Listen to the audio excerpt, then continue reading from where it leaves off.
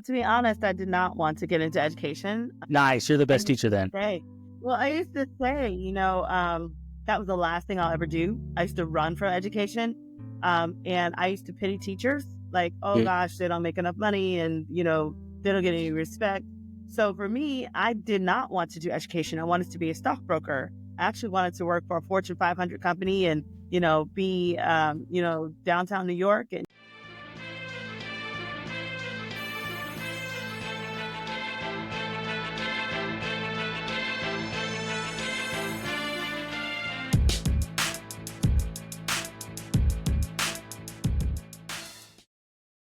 All right, guys. Hey, welcome to another episode of Mediocre Dads, where being mediocre is a choice and you have to refuse to be mediocre every single day.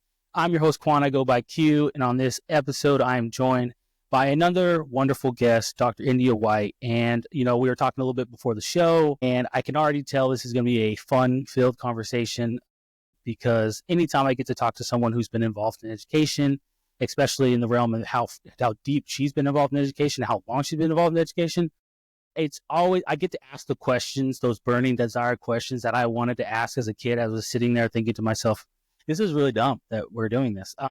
But there's always a reason. I believe there was always a reason. If there wasn't, I'm still upset, but it's okay. We can move past it. But before we get too deep into it, hey, Dr. India White, can you please introduce yourself to the audience and tell them a little bit about yourself?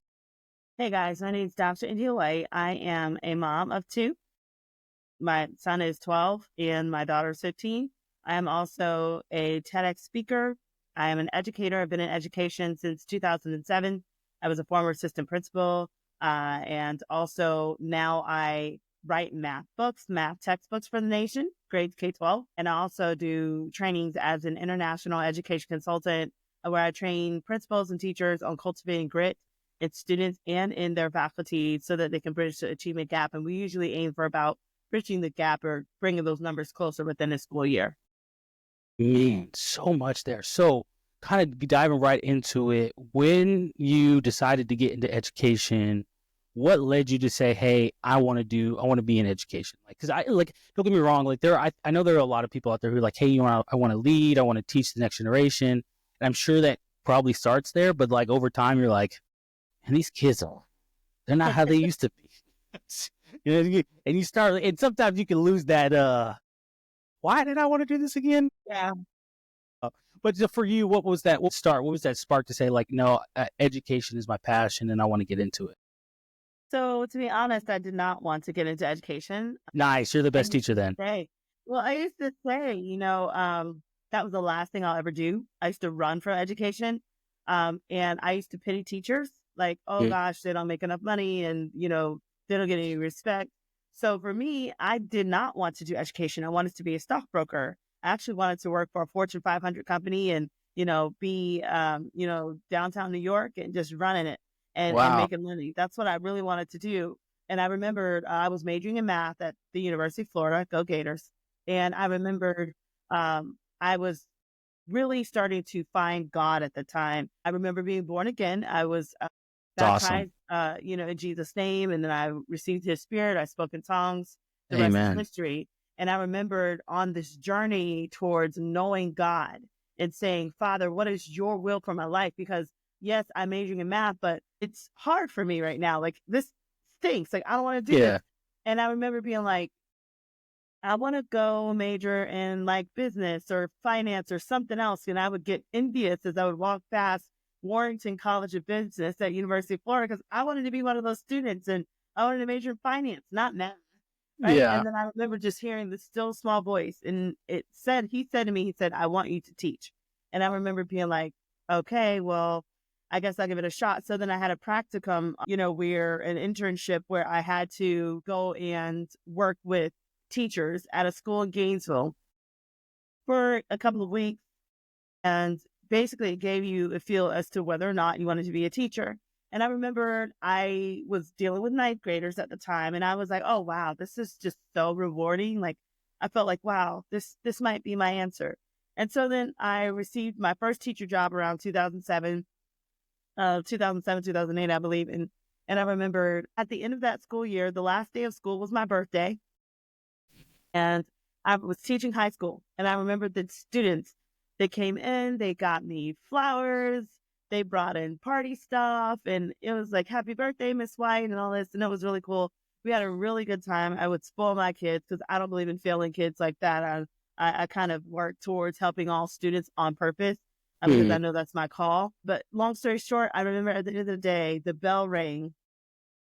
And when the students were dismissed, I sat at my desk and they all said, bye, Miss White, bye. And all the noise was gone. Students are gone.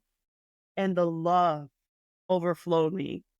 And I remembered sobbing tears of love and joy because I was so thankful for every single one of those kids. Yeah. And I remembered wondering, I wonder what they're going to turn out to be.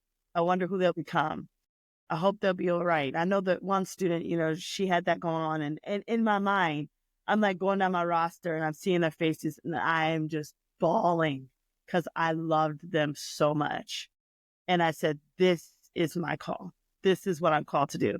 And I feel like if you are in something, you can't feel like your purpose, like it can't draw you to that deep part of your soul, like where you're fulfilling your purpose. I would definitely get quiet and find out what your purpose is supposed to be. But, for me, that's what it was for me. And so then I just kept doing it. And then, I became teacher of the year in Alachua County and then teacher of the year in Hillsborough County. And then one of my principals in Hillsborough, he's like, I think there's more to you than just you doing this awesome stuff in your four walls. Like, you need to get out there. You need to train others. Like, you need to be like a principal or something. He's like, it's on you. You need to go and Yeah. do it. So I got quiet again. And then that's when I was able to go into this path now of being a consultant and writing math textbooks. Man, that's amazing.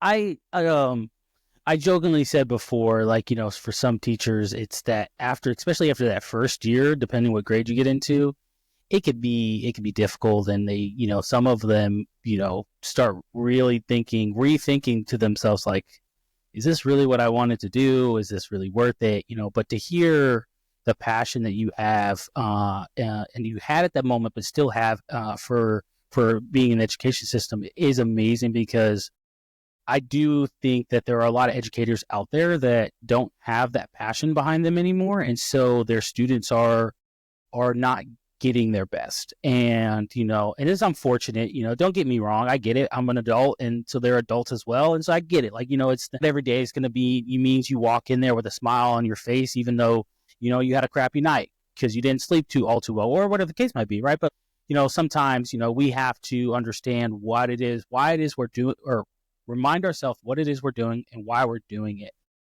Because I think then, and once you kind of get a feeling back, it's like, okay, I got you. It's kind of like, for me, how I relate it to is being a follower of Christ. There are so many times in our lives where we will sit there and be like, oh my goodness, I just don't feel like God is here. I don't feel like how I felt on Sunday when I was praising, worshiping, and I was praying, and I was really in the mix of just other believers, and you just really feel the Holy Spirit in the room, right? And it's Tuesday, and you're just like, I want that feeling back. Where does that feeling go? And you kind of have to find that feeling again. You're just like, okay, there, I got a piece of it, and I'm ready to go. You know what I mean? So that's kind of how I relate to it. It's always something you're always searching for, rather than just sitting there like, it's always going to be there because I'm doing my calling. You know what I mean?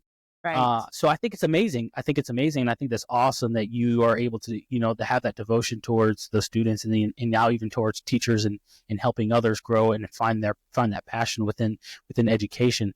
So for you, you mentioned you have two kids. You have a son and a daughter. I think you said your daughter was older and your son was younger, 15 and 12. Did I have that right? Yes. So how was that? How was mom being an educator, right? Especially being in education. How is that for your kids? Because, like, when you have a parent who is a teacher, especially a math teacher I imagine you were a math teacher, right? Yes. Yeah. So like, especially a math teacher. Oh my goodness. They're like, hey, you don't have an A in math? Are you sure that's what you want to do? You're like, no, I need to go home with an A or else. Like, y'all don't understand. Like, so what was it like for your kids? Because I can imagine even to this day, there might still be some slight animosity of like, you don't know what 2 + 2 is? So the funny Yes, I thing, do.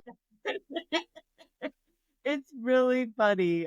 It's cute, but I feel bad for them sometimes. It's funny. I'm glad we can acknowledge it. I do feel bad for my kids because they got it. But look, they're smart kids though. I laugh um because I write the math books, and so Man, one of my children is actually using one of the books. man, which one is it? Is it the oldest one? Actually both. Okay, so I worked for one company before Mm, where I actually had a print on, some of that work. And one of my children is using that book. And then the man, company that I'm writing books for now, the other child is using that book. So both kids are do they come home and they're like, mom, didn't you write this book? You wrote this book? Yo, show me your so notes. Show so me my the notes. yeah. So my daughter was really bitter one time. She's like, I don't understand why you guys wrote all this. I think it's really cute. And it's really funny because one time my son came, um, early in the morning. He's like, "Mom, I think I need a math tutor. I'm struggling with math." And I look like, "You're gonna sit down. Let's just gonna do it. And we're gonna do this right now." It's like the what an insult. Yeah, you're like, mom, There's I need a no tutor, math tutor and it's in this not house, you. right? And so, of course, they worked it out, but they're doing great in math and their subjects. My daughter, they both are on a roll, straight A kids. That's awesome. And my son was labeled gifted. And my daughter right now, she has like all A's. I think she has like 100, all hundreds and like 190 something. So she's My rocking it out in goodness. high school. I'm very proud of her. Long story short, it's been awkward for them, but it's also been really cool. Yeah, Whenever they see like, oh wow, mom, yeah, your name's on the book, or yeah, see, you said this to us and things like that. So I count it an honor that I was able to be a first generation student, break the cycle, and now my children have something to look forward to and they can carry on that legacy. that's awesome. Do you think your kids are at school, or when they're at school and they're like, yo, look, my mom's name is in this book. You want to see? Look, yeah, that's me right there. That's me right there. Look, that's me. We did it. So whenever I pick them up from school, they do have their little friends that they'll be Mm-hmm. like, oh wait, that's your mama. They freak out. So I've had some cool points, with the Mm-hmm. youth, but I try to tell them, and now I've been really pushing a message of grit, and I'm just telling them to stay gritty, no Yeah, matter what, and be resilient, and they can surpass what I've done, but I think it's a cute little honor to have the little ones that's know that awesome. this work is for them, Yeah, so I enjoy it. I'm enjoying it. that's awesome. So we were talking a little bit before the show about it. Speaking of writing textbooks, so y'all, I'll tell y'all because I did mention it to her, and we had a good little laugh, and I imagine we'll have a good laugh again. I hated math. So like math is my worst subject. If there's any subject in which I could just say, hey, can we get rid of it? It's math. Because I suck at math. Like I'll just be genuine. I'll be honest with you. Like I don't like math. Like I don't there, think you suck at math though. I they think see. Okay. it was Good. maybe the presentation of it. And the Yeah. reason I say that is because if you like money, you like math. Because at Yeah. I the end like of the money. day, knowing how to budget, knowing, how to invest, things like that, all of that is math. And I think, certain maths, like abstract and all that, it can look like it's really intimidating or seem like, maybe you're not as good as you would like to be. And so maybe your self-efficacy is not where it needs to be. But I can assure you, you probably are good at math, but you probably just had a poor representation. Maybe an educator dropped the ball on you, but Yeah. I want to have you Well, practice with. well, no, you know what? I will say this. So I was one of my bachelor's degrees that I was pursuing was business administration because I love business. And one of the things, obviously, when you own your own business and operating it and doing getting it, launching it off the ground, whatever the case might be, is there's that financial piece. You have to know how much the overhead, and you have to know what your liabilities are going to be and versus your assets, and you have to weigh those and all those things, and all these things. If you don't know what I'm talking about, these more or less they go into math. Yes. And so And they have the for me, formula. like I love that part of it, right? Like I can and especially trying to get some percentages and trying to understand the statistics of how well my business is doing and the percentage increase that you see yearly and profit margins on it. So I love all those things, right? I love that part of me. But when you start telling me like, hey, all right, in geometry, I need to know the circumference of this circle. I'm like, why? Why do I need to know? Why do I need it? One, why do I need to tell you that? And, Two, why is that important? Why does it matter? but see, And see, the reason why it's important is because of numeracy. See, certain people might want to be a part of a space, building a space project where they're going to need to know circumferences, or they might want to build a roller coaster where they're going to need, circumferences. So having that numeracy piece where you're able to really make it relevant to the real world that you live in. So the Mhm. students, we know that not all of us are going to have the same background, but that doesn't mean that we should not still be exposed just in case you wanted to change your mind when you got older and said, hey, maybe I do want to go work for, be an aerospace engineer for NASA or work for Elon Musk or whatever. So with that said, this is why we teach all of the math to expose you to as much as possible, because we don't know what your future is going to hold. And we Mm, always want to shoot up so that we have high expectations for you, so that no matter how far you go, we're not going to limit you. You can go as far as you want to go in the space of math in whatever profession you want to be, whether that's architecture,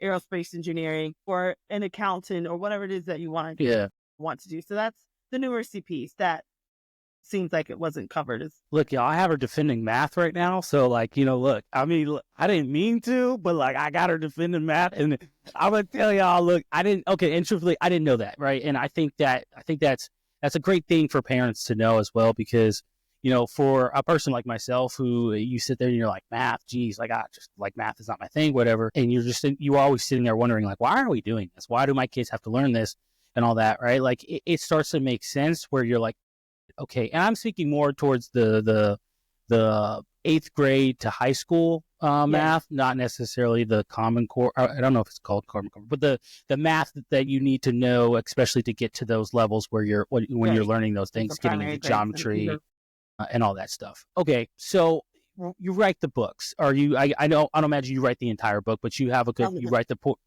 the portion of the books, right? Right. How did that come about, right? Because again, as I was saying before the show, when I would look at my math book, all I thought about was like, this would be a really cool thing to burn this page and then burn this page. Now, like, not in like a destructive manner of like, because I just want to be like, I want to like, light things on fire, only solely because I hated math. And I was like, you know what? This is stupid because I'm reading this book and I've read this same thing like 10 times and nothing's popping out. I don't understand. I still don't understand. And like, the teacher keeps saying like, okay, well, try it this way. No, it doesn't make sense. Yeah. Why? So writing a book, right? What led to that? How did that come to fruition? Did you ever see yourself like, oh yeah, I want to write these math books. I'm ready to just make Mm, people's lives yeah, hard yeah. and miserable. I totally never saw that in my future. I honestly was kind of like you, sitting in the classroom wondering why I was doing this. But the thing I love is, the first round of textbook writing, the main author, he, the books that he wrote, he's been writing books forever. And the books that he and his team wrote, I used when I was a student. And so it's very interesting because when I went to be a consultant for he and his team, and we went to the home office, I saw the books that I used when I was in Algebra 2, the first book I used when I taught geometry, the first book that I used when I taught pre-calculus. So I was having a moment like a word, I was math dorking it out, like, oh my God, I can't believe all of this is full circling, right? It was my job to share that passion with teachers across the state of Florida in particular at the time, because I was a like over Florida as a consultant. And long story short, the the business went very well. We did very well. So the owner actually asked me. He asked me. He told me, he just liked what he saw. He liked what he heard. He loved what he heard on the field with other teachers. And he's like, I want you to be my author. So he asked me. And then That's awesome. we did a wonderful work together. We wrote a great K-12 series. And then I was asked again by this new company that I'm with now. I was asked again to be an author. They saw the work that I've been doing and they asked me. And so, there's a verse that talks about promotion comes from the Lord. And I believe that you don't have to fight and push and shove and jug and, to get an awesome opportunity like this. You just have to be yourself. Yeah. And I believe that whatever gifts you have will come out. And so I love to write. I wrote 60 books on my own, not Oh, that's awesome. including any of the math books. So I kind of get a high when I'm writing, like a little mental, like it just does it. All the oxytocin and the endorphins, all that. Mhm. So when this other company asked me, I knew, okay, this is definitely a part of my calling. And I think the reason why too is because of my humble beginning of, going from a homeless shelter to a college dorm overnight. Teachers are asking questions as to how do they get students from all walks of life across in the math classrooms in particular. And I think I might have a couple of things that I could share with them from my personal experience that other teachers that even though they're great, they have not had the same type of experience and they've Mhm. not been able to speak to particular hardships like being homeless for 2 years or, not having family or losing 4 family members in the span of a month when I was in high school and still having to, chalk out A's and B's in calculus class. So, with that said, I now have been able to recycle a lot of the pain and the hardships into the work that I do to help teachers to really relate to students of all walks of life. That's awesome. I think that it's I think of a verse in particular. It's kind of been stuck in my head. When Jesus was healing, he was healing a blind man, the blind man was on. It was the day of the Sabbath, and Jesus was saw the blind man. And he went to heal him, and then the disciples said, is he blind because of of his parents' sin or of his sin, right? And Jesus' response, and this is not a direct quote, but more or less his response was like, no, he was blind because God knew that I was going to come, and he needed to use him and his blindness or he used his blindness for me to be here to heal him, to not only show you all, but also show the Pharisees and the rest of these people that I am who I say I am. And when we go through hardships, especially you mentioning being homeless, right, and poor for 2 years, we go through those, and the moments like those moments suck, right? Like you're not sitting there just like, oh yeah, the Lord's gonna get me through this, and it's so like, no, don't get me wrong, like they suck, and you do believe the Lord's gonna get you through it, but it, like, again, it doesn't change the fact that they still suck. But when you get through it, and then you're in a place, you're in an opportunity where someone is you hear all the things, and you all the things that you're just like, I was there, I've been there, I know all those symptoms, and they're like, and it's crazy, right? Because whether it's a student or a teacher or whoever, they'll be like, well, you just wouldn't get it, you just wouldn't understand, and you're like, no, let me tell you more, let me tell you how we're so relatable and how the Lord used me, but if I didn't have that opportunity, I wouldn't be able to help you here.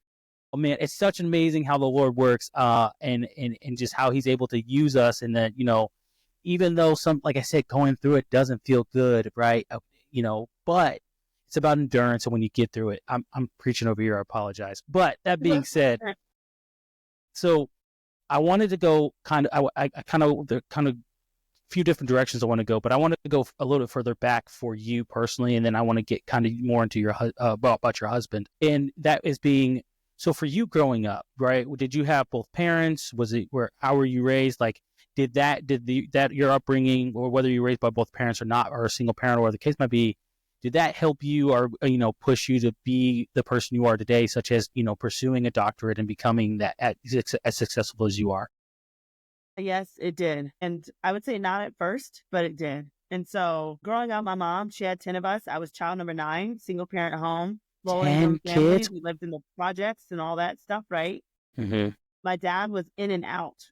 He was always very loving. He was not abusive to us, and he was a man of little words, Mm-hmm. very diligent, but he meant what he said, and he didn't say a Yeah. lot, but he Yeah. loved to laugh. It was I looked like my dad, so I was a daddy's girl, but my dad Mm-hmm. was never really there, so it was hard for me, with that having that void, and, statistics talk about how when the father is not in the home, like, even church attendance, for instance, Yeah. the stats are that, if both parents go to church, then 74% of students will wind up going to church when they're older. But if Mm-hmm. only the mom goes to church, only 39% of those kids go, versus when the dad goes, 67% of the kids still go. Yeah. Dads have a huge impact. And my father did the best that he could. He was a hardworking man, worked with his hands. He moved furniture and did all that stuff. He was a Mm-hmm. handyman, but he was in and out. Yeah. And so I didn't get to know him as much as I wanted to, but I always respected him. And he never, violated me, never assaulted me, nothing foolish. But I remember, things kind of took a turn when my mom kicked me out of the house. The cops went to my dad and asked him, hey, this is your daughter, India, will you take her in? And he looked at the cops and said, he said to me, he said, you're not my daughter. She's not my daughter. Do what you want with Wow. her. And it was because it was such a hard time. And I think he just didn't know how to deal with the pressure of what was Hmm. going on. It's kind of like when, Jesus was being, betrayed by the disciples. They didn't know how to deal with Yeah. all the heat, like pressure. It's not that they didn't love him. They just were like, this is your thing, and I felt Yeah. like, I felt like my dad was like, figure it out, and, we did resolve after that situation, Mm. because, I went off, I got married, I had my children, our children, and I was able to, have him meet the children and stuff. And so, we worked through that, but it was very painful. Yeah. It was very painful. He has since passed. Uh, Oh, I'm sorry to hear so that. I try to live out the strength of his legacy and the fact that his temperament. I wish I had the calmness that he had at times because he Mm. was very quiet. He would hold things in. And, he was a laugher. He loved to laugh. He loved James Brown. He was Mm. just just a good guy. Uh, Yeah. so, with that said, yeah, I think that did impact, you know, my drive that I have now because he was a hard worker. So I see I'm very gritty like that. Mm. And then, of course, my mom, who also has passed, Sorry to she hear was a that. stay-at-home mom. She had 10 of us. And so her biggest thing was keeping house and home and, being a good mom and being a cook and things like that, even though, she did have her shortcomings, but I do honor her. She did have her shortcomings and we made up for it. I remembered when she first got sick, she passed of cancer. When she first felt sick, I remember asking her, in the hospital, just in those one-on-one intimate times, as I know she was, a couple days left, right? And I Hmm. remember asking, Mom, why? Why did you do that to us? Yeah. Like, why did you beat us? Why did you talk to us that way? Like, what did we do? All we wanted was your love. Like, you're our mom. What did we Mm. do? Like, I was so like, I had straight A's. So it affected me so much because I was like a perfectionist and I was, a people pleaser. I wanted acceptance. And of course, I've had much counseling and stuff now to where I can pretty much stand and, it is what it is. I'm India. You love me or you don't. And that's fine. But at the time, because of the abuse that I went through and always trying to overdo things because I wanted no rejection. I couldn't afford rejection because of what my mom put me through. Um, and just remember asking her why. Why did you do that to us? Where were your children? You Yeah. kicked me out, ma'am. Like, what is this? I had a 4.16 GPA, but she kicked me out. Us math dorks, we know these numbers. And then it's just like I was respectful. I wasn't in drugs or anything. I was just a kid. I was in Good. 13 clubs. And I remember her telling me, she said, well, things weren't always rosy with your dad and I. So I just did what I could. She also struggled with the sickness of alcoholism. But Mm. like I said, long story short, we made things right. And on her deathbed, I remembered she looked at me and I was working on my doctorate. And at the time, I was assistant principal in Tampa. And I remember she looked at me, she said, baby, promise me you'll get that doctorate for me. And I was like, Man. because I wanted to quit. I did not have the grit that I talk about today. Yeah. I had every excuse to quit. I mean, it's not like you really need a doctorate. Like this is my Yeah. mindset, right? Like I'm already doing my thing as a principal or assistant principal. I don't need. But then it was like when she asked me that, I was like, okay, I'm not gonna quit because I was like ready to throw in the. I mean, it was ridiculous writing the dissertation and I mean the process you go through. It's like you're like dying out to self and dying out Hmm. to everything you know. It could be a little bit traumatic. Like I gained so much weight when I was working on my dissertation and I just went in a dark tunnel. But then when you come out, like it's wonderful because everything that you learned and you just kind of digested it now can come out to service other people. But long story short, this all did impact me. And so, the times that I felt like giving up, I had to be gritty. And, I talk about grit being great resilience in time and, having a lot of resilience over a certain amount of time. If you have much resilience over a short amount of time, then that's the more grit you have. You have a less resilience over over a greater amount of time, that's the less grit you have. But long story short, it impacted me. My parents impacted me, and now I give them honor. Yeah. Whereas before, my heart was full of hate and anger. I used to be very upset when I used to be so angry I could not even talk to my parents because I was like, how dare you guys put me through this? I was just your child. You don't Hmm. love me. But then after much counseling, after much therapy, after much church and prayer, it has helped me to heal and to forgive and to be the bigger person and to know not to take their traumas personally. Hmm. They were living in a day where if they've been through segregation, they went through so much back in those days as, people of diverse backgrounds. So actually, my hat goes off to them for doing the best that they could, Yeah. you know, and hey, I'm still here. So I guess they did all right. Well, I think it's amazing, right? Because, we as kids, we have this perspective, and you can attest, you probably attest this as well, but we have this perspective where it's like we don't have all the information. And so, but we think we do. We think we know, we think we have it all figured out, especially when you get to like 16, 17. Like at 16, you don't tell anybody that you think you have it all figured out, but the way about people be like, he thinks he has it all figured out, or she thinks she has it all figured out. Around 17 or 18, especially when you hit 18, where you're considered an adult, you're like, no, I have it all figured out. There's Yeah, nothing you can't tell me that I don't everything. know already. Yeah. And so like that attitude, that cockiness, that pride, like the thing, it don't get me wrong, like, the part of it, cool, because I want you to take that when you get to go into the world, because the world it's very unforgiving. But ultimately, my point is here is we have this perspective. It's a very limited perspective. It's very tunnel vision, because we only know what we know. We don't know what we don't know. But then we become adults ourselves and we have kids. And some of the things that our parents did start to make sense. And when that happens, it's this moment of, I've talked to several dads and our other parents as well. And I said this, but it's that moment where, for me, being a son, this is what I would do, right? I'll call my dad and I'll ask a very, very, it seems like an out of the blue question, but I already know the answer. Not saying I know it because I'm always right, but I know it because I've now experienced it. But now, instead of acknowledging that he was right, and he knew what he was talking about as the parent, and I understood, this is my way of saying, hey, you were right, but I'm going to ask you, and I'm going to ask you as if I'm asking for your advice, and be like, yeah, no, that definitely, yeah, I get that, Yeah. right? But that's my way of saying, acknowledging, all right, man, you were right, I get it, okay, look, geez, I was over here trying, and I tried like this way, it didn't work, and I finally understand why you did it this way, because it freaking worked. And it's just amazing. And there's a lot of aspects to it, right, of where they are right, but there's a lot of aspects to where they're wrong, where when they're wrong, oh my goodness, you're on the phone. You're like, hey, remember when you told me how to Yeah. do this and I did it that way? Guess what? It failed. Yeah, you were wrong. Yep. Yeah, you were wrong. You're just so ready to tell them. Yeah. But it's great because because we, we're, what we don't know, one of the things we don't know is, while we are learning from our parents are also learning from us.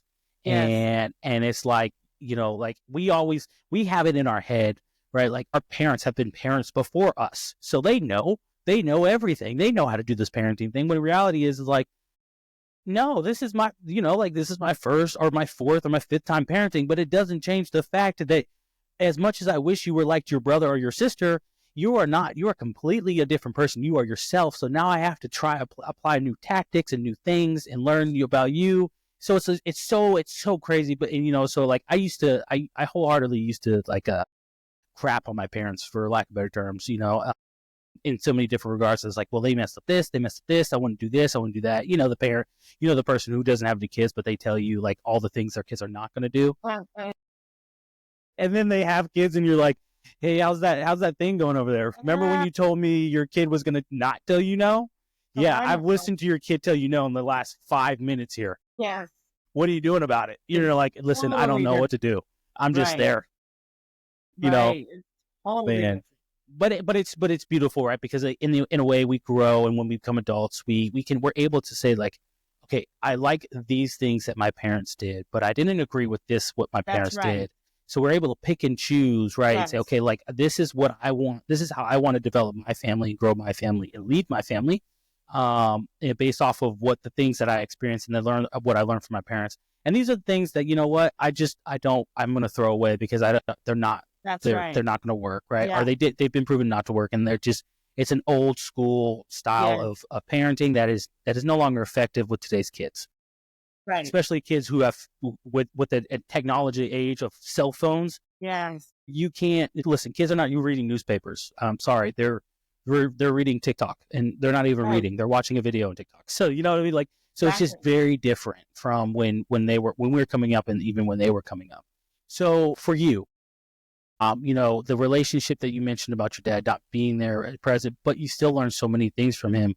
What would you say was the thing that you learned? I would say the number one thing you learned from your dad, right? Because you mentioned to yourself how important dads are, and so I would just want to know from you, from the being a daughter, what is the number one thing you learned from your dad? His temperament, he bit his tongue. There were Yeah. times that I could see he was boiling mad, but he would just would not say a word. I Mm. mean, would not say, I told you guys that he would not yell at us. There was, I don't understand. I think that was a greatness to him. Mm-hmm. And I honor him for that. He wanted us to trust him. He Yeah. wanted us to feel safe. And we did. The only time my dad ever hit us was when my brother Rodney was the comedian. And so we were not supposed to play in the rain, but Mm-hmm. we did. And so I Of course. remember my brother Rodney was just having a time in the rain. And so I remember my dad, he was like, okay, you guys enjoyed playing in the rain. All right, come on. And so he pulled my brother Rodney and then he just hit him on his back. And Rodney's like, Man. that's the only time he hit. That's the only time he hit us. Like, that's not child abuse. Like, Yeah. we were not supposed to play in the rain. Yeah. We were just a hot mess, having a good time. I just still see that. Um, That's so, awesome. so but his temperament, his wisdom of knowing how to control his temper and bite his tongue, because he wanted us to trust him, and he was always thinking long term. Yeah. I better not, blow up, because being a man, where men need to hear this, being a man, being around the children, they need to trust you. So Mm-hmm. when you get angry, you still need to know how to monitor that anger. We all get angry, but your children are always watching. And depending on how that anger is being displayed, it can cause trauma, and it can cause a Yeah. lack of trust. It could be abuse in what we say. Like, so another thing is words. Words have a lot of power, and my love language is words, right? One of them. So my dad was very careful as to what he said to us. Yeah. He didn't tear us down with his words. And as a father, men should be lifters. They should be speaking life. And if they cannot speak life, they don't need to say anything, because Mm-hmm. men are like the law when it comes down to um, being fathers, being husbands, being boyfriends, whatever. Men don't care what, society's trying to paint men to be. Men are kings. Mm-hmm. Men are at the top. Men are, I mean, it's just the hierarchical thing. And Mm-hmm. no, I'm not talking about in a way that's abusive. I'm talking about in the way, if you want life to work and you have a man in your life and things are in order, it can work if you respect the man and give him his rightful place as a man and let him lay down the law and respect what he says, as long as he understands that he's doing that right and it's all above board and it's clean and it's pure and he's doing it in a way that's to protect that relationship, those children, everything will flourish. But it's Yeah. when men forget their rank as a king, as a man, as a lead, and then they go on these tyrants, or they get angry and they start saying all kind of stuff. They don't understand they are planting some pretty deep seeds, deep rooted seeds, that the children probably won't be able to really overcome from for Yeah. years, unless they get some type of serious counseling. It's really appreciate what you said, because as a man, and especially to all my fathers out there, and really why the whole reason, part of the big reason for Mediocre Dads is the fact of the matter is we carry a heavy burden, and you cannot take that burden lightly. You cannot. And with that burden comes a lot of these responsibilities that especially when you become a husband and then a father, like there are a lot of responsibilities that come with that. And there are people who are looking to you to lead them. And, it can be really easy to be like, well, this is their responsibility. This is my responsibility. No, no, no, no. At the end of the day, it's all on you. However, your wife is there to support you. When Eve was made, she was there to support Adam. And she did that. And, it's we are, as men, at the end of the day, we have it might be a heavy burden, but it's a burden that we are not meant to take on alone. And when you have a wife who, well, let me just tell you, when y'all have a wife that really respects you, because you'll see it, it's through, whether it's, depending on your wife's love language, whether it's the words, whether it's her actions, or whatever the case may be. For me, it's my wife's actions that show me that, no, my wife does respect me. It's amazing on the confidence it gives you to say, okay, my wife respects me, and I owe it to her to, one, reciprocate that respect, but two, also make sure that I can keep myself more or less in check, meaning I'm not going to go off the rails just because I'm angry, because look at me, I'm man, hear me roar. No, like, hey, my wife respects me. So like, I would be doing her a disservice and myself a disservice if I just flew off the nails here and I just decided, well, hey, because you're being too loud, I'm going to spank you. And then everyone's going to the room and we're just going to have a miserable night because, I'm upset. You know what I'm saying? It's like, no, like, listen, I get it. Work is hard. Life can be hard, but trust me, you have a partner in life for a reason. God put my wife in my life, didn't know it, right? And I've told this story before. And when I first met her in freaking 6th grade, met her, saw her, talking to my brother. Listen, when I tell the story, it's funny. I'm an identical twin. So Okay. I went to the bathroom. She was flirting with my brother. And I tell her every time, and she's like, no, I wasn't. I was like, yes, I was there. I remember the first time I met you. I don't forget the first time. I may forget a lot of things. ADHD makes me forget a lot of things. What I don't forget is me when I first met my wife. And, and then we started dating in her sophomore year, my junior year. And we've been since 2011. We're going strong ever since, right? So like, Congratulations. thank you. And so like, it's like, like for me, like, I know we've been through a lot where my wife loves me, respects me, where the point I'm like, yo, like, that's the person. There's no other person. That's the person. I'm like, hey, babe, let me tell you these people, right? And she takes that on for me and she helps me. And I Yeah. take it on for her if she has a bad day, where the case may be, and the kids are going through it. But like, we have this beautiful partnership where it's like, hey, we're partners, like, Yeah. I love him, he loves me, and we're partners, and we're able to make this thing work, and our kids are able to thrive and be successful. So, man, don't doubt your responsibility, and don't get me wrong. There's some days that are going to suck, and you might slip up. But like I said about being, for Mediocre Dads, being mediocre is a choice, and you have to refuse to be mediocre every single day. So you might have a 10% day on Tuesday, but that means on Wednesday, you say, hey, I owe it to myself and to my kids and to my wife to do better the next day. So my final question for you, as we get coming here into a close, I wanted to get your husband, right? Husband in the mix, trying to figure out for you, and especially for your husband, right? Where was he at within this journey for you, right? Because people see doctor at the beginning of your name, right? So they're like, oh wow, she's successful. I'd imagine your husband is successful as well, right? So like, where does your husband fit in the mix? How was he through all of this for you, and especially being a father to the kids? How did that all come to? So, I think it's wonderful that, you've acknowledged the doctor. I will say that this was after the divorce Oh, that I okay. became a doctor. And, my ex-husband, I met him in church, and it was a very old fashioned type of a marriage. It was very authoritarian. And as a woman, I did not have rights. Hmm. I think I was treated more like a horse or like a piece of cattle or something. And I was to obey and to submit, right? Very, Yeah. very just almost just very, very stern. merciless. And I'm just thankful to God that I Yeah. am here Absolutely. because it was not safe for Mm. me. Sorry to hear And, that. unfortunately, we went our separate ways and our, and he started a new family. And Mm. so he has taken that on, and has gone that way. But when he left me carrying our child, our son, Wow. and my daughter was about 2 years old, and I had nothing. I had nothing. I had to start over, and it was very humiliating.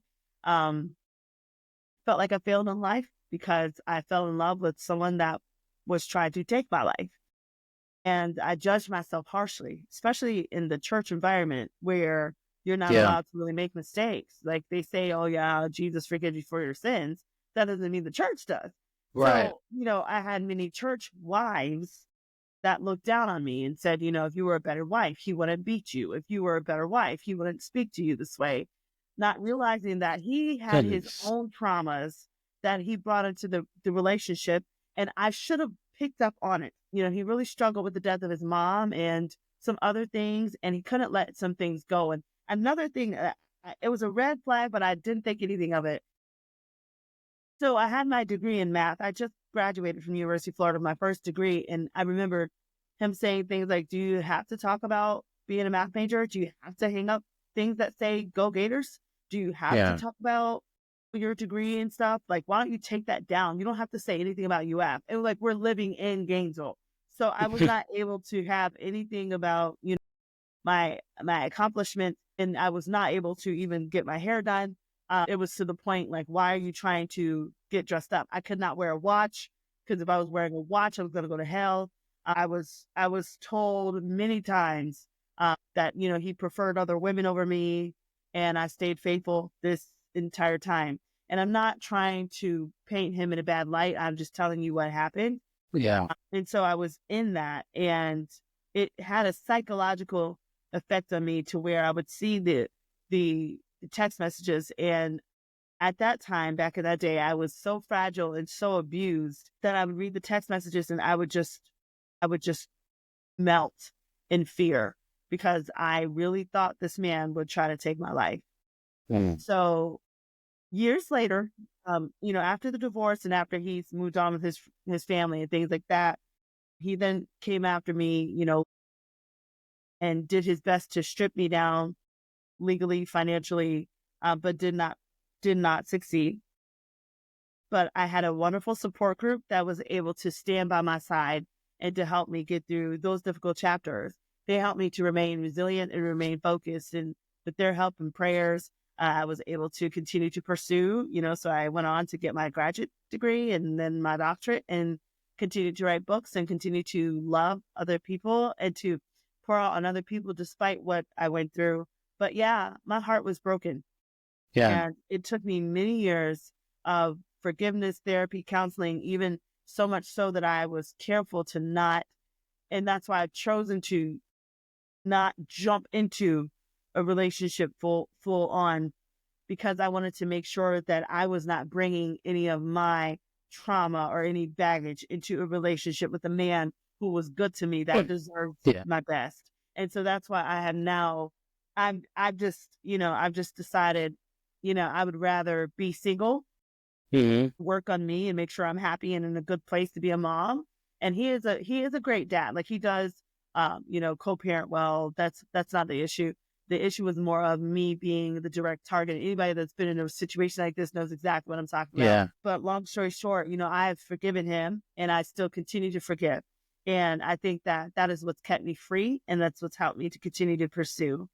And so I've kind of channeled my success now towards, of course, giving God glory, but also doing it to leave a legacy behind for my children and to pour everything out so that, when God does take me one day, I don't have all these things still in me, but I leave here empty. So that's Yeah. that's my whole philosophy. But long story short, his role was one where I had to recycle everything that was plotted against me, all the evil. I had to recycle it for good. And I had to work Hmm. that much harder because I knew I had somebody on my back that was trying to destroy me and destroy my progress the entire time. Yeah.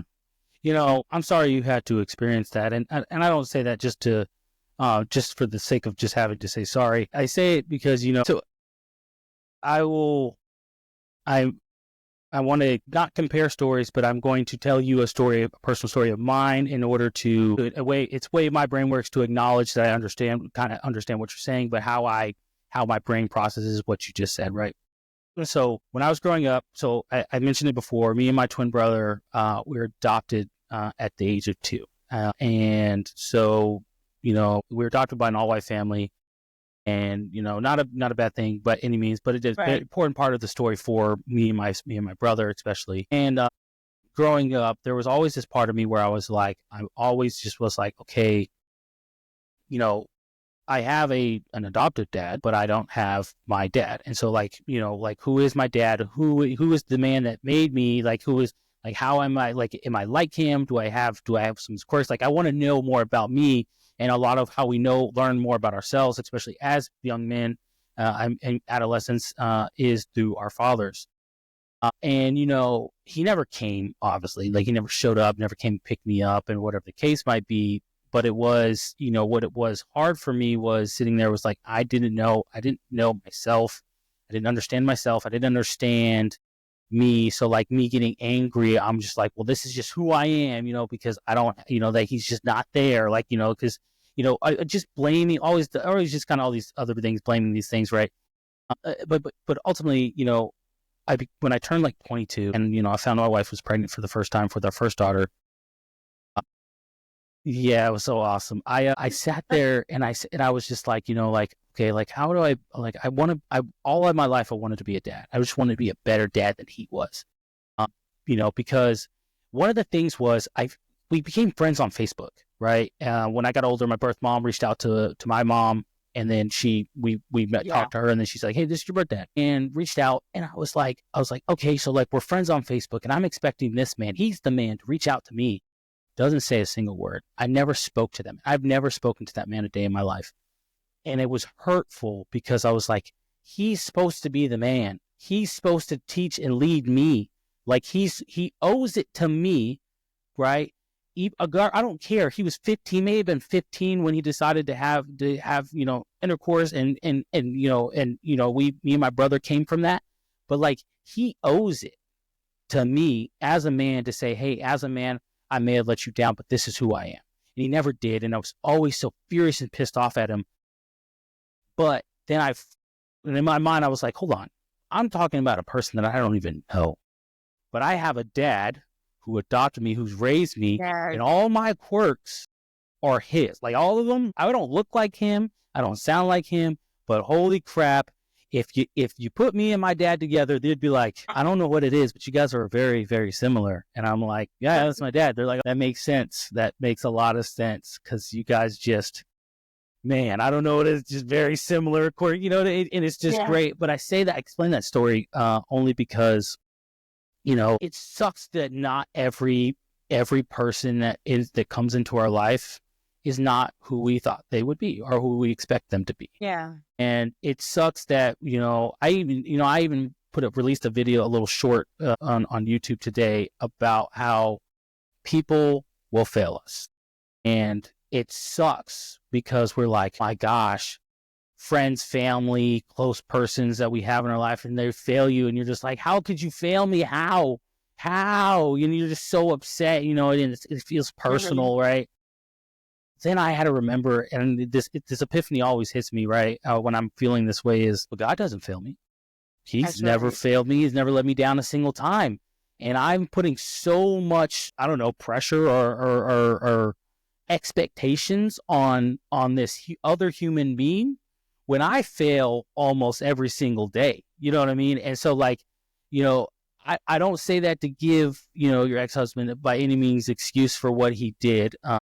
But I will say that Christ tells us, or God tells us to love our wives as Christ loved the church. And if you look at and I know the easy example of that is Christ died for the church, right? But I say all of that to say, because I think what's important here is the fact of the matter is the Bible also says if if you don't love yourself, a man who doesn't love his wife, and I'm trying to remember correctly, essentially doesn't love himself. And a lot of times we don't know how to love ourselves, and it sucks and it's miserable. We have a lot of things that we have to work out, but we refuse to work them out because society or other male figures in our life have told us we have to gut every single thing. And it sucks because you don't have to gut it.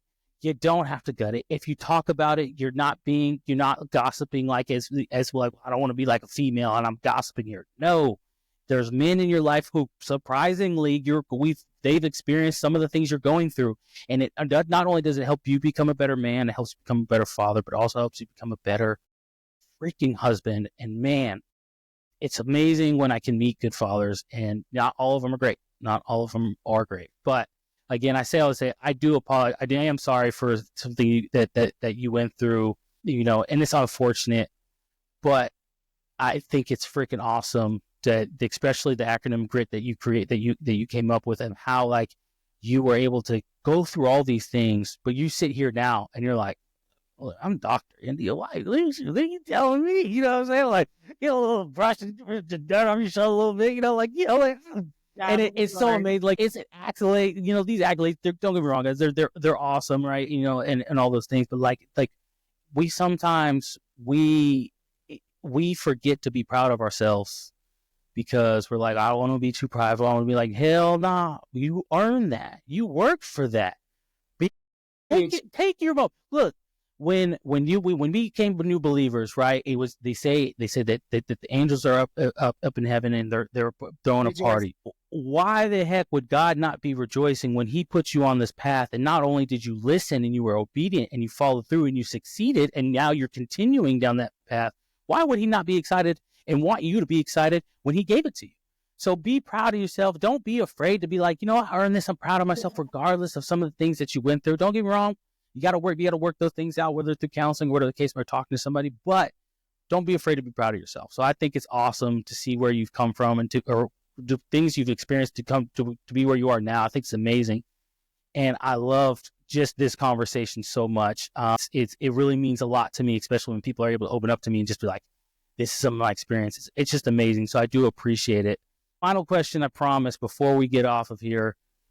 If you have any advice or anything that you would want to say to parents, new parents, whatever, especially parents who have kids in school who are struggling, whatever the case might be, what is it that you would tell them? What is that one thing that you would say, hey, if this, I could give you any wisdom, any advice, this is what it would be?